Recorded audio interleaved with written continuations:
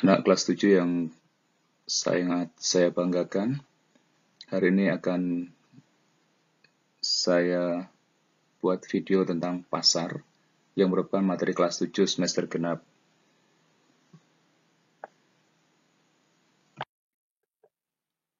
Kita mulai dari pengertian pasar. Mungkin kalian sudah mendengar secara sederhana bahwa pasar merupakan tempat bertemunya penjual dan pembeli untuk melakukan transaksi jual-beli. Tapi perlu diingat bahwa saat ini penjual dan pembeli tidak harus bertemu, tetapi yang penting adalah ada komunikasi antara penjual dan pembeli. Unsur penting yang harus dipenuhi dalam membentuk suatu pasar antara lain adanya barang yang diperjualbelikan, walaupun hanya berupa sampel atau contoh, adanya penjual dan pembeli, walau tidak bertemu langsung, ada kesepakatan antara penjual dan pembeli, sehingga memerlukan tawar-menawar, dan adanya media komunikasi antara penjual dan pembeli. Jadi disebut pasar asal memenuhi syarat berikut. 1. Ada calon penjual dan pembeli. 2. Ada barang yang diperjualbelikan. 3. Adanya hubungan langsung dan tidak langsung antara penjual dan pembeli. Yang keempat, ada proses tawar-menawar. Anak-anak, apa sih fungsi pasar? Fungsi pasar kita bagi menjadi 3, yaitu yang pertama fungsi distribusi.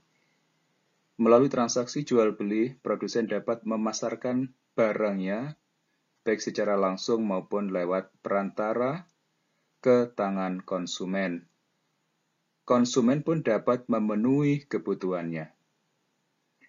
Yang kedua, fungsi pembentuk harga. Transaksi penjual dan pembeli diawali dengan tawar-menawar untuk mencapai kesepakatan harga. Biasanya kegiatan ini terjadi di pasar tradisional. Dan yang ketiga, fungsi promosi, di mana di pasar diperkenalkan hasil produksi kepada masyarakat yang diharapkan dapat menarik minat konsumen untuk membelinya. Macam-macam pasar, nanti kita lihat dari beberapa hal. Yang pertama dari wujud barang, yang kedua dilihat dari luas kegiatan distribusinya, kemudian dilihat dari waktunya, dilihat dari bentuk dan strukturnya, kemudian dilihat dari barang yang diperjualbelikan. Kita mulai yang pertama, yaitu dari wujudnya. Pasar dibagi menjadi 2. Yang pertama, pasar konkret, yaitu pasar nyata yang biasa kita kunjungi. Barang yang kita beli dapat langsung kita lihat dan kita pilih. Penjual dan pembeli langsung melakukan transaksi. Yang kedua, pasar abstrak. Penjual dan pembeli tidak dapat bertemu langsung. Transaksi dilakukan melalui alat komunikasi, biasanya telepon atau internet, atau saat ini banyak sekali pasar-pasar online.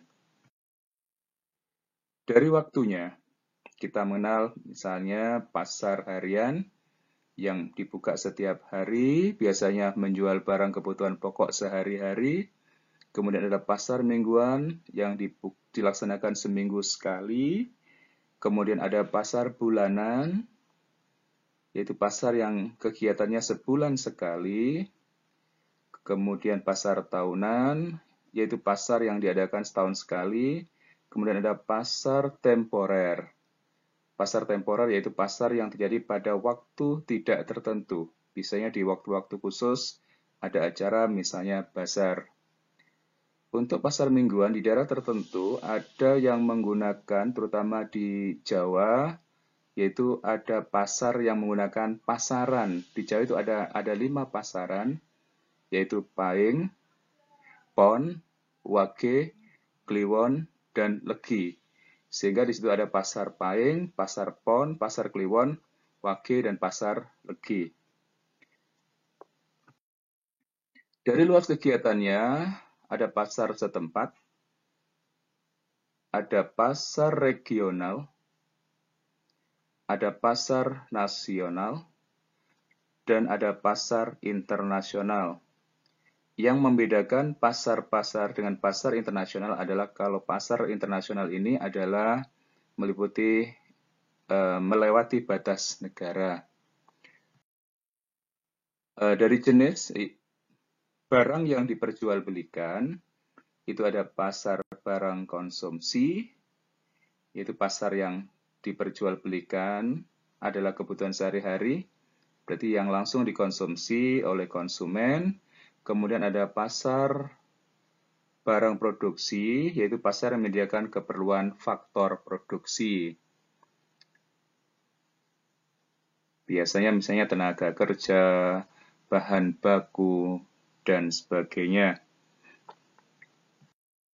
Kemudian dari organisasi dan strukturnya ada dua, yaitu pasar persaingan sempurna, yaitu pasar yang penjual dan pembelinya tidak bebas menentukan harga karena ditentukan oleh kekuatan pasar. Jadi di sini kekuatan tawar-menawar yang lebih dominan. Yang kedua, pasar persaingan tidak sempurna, yaitu pasar yang penjual dan pembelinya memiliki kebebasan dalam menentukan harga yang meliputi ada tiga, yaitu pasar monopoli, pasar monopolistik, dan pasar oligopoli. Terima kasih, like, comment, and subscribe-nya.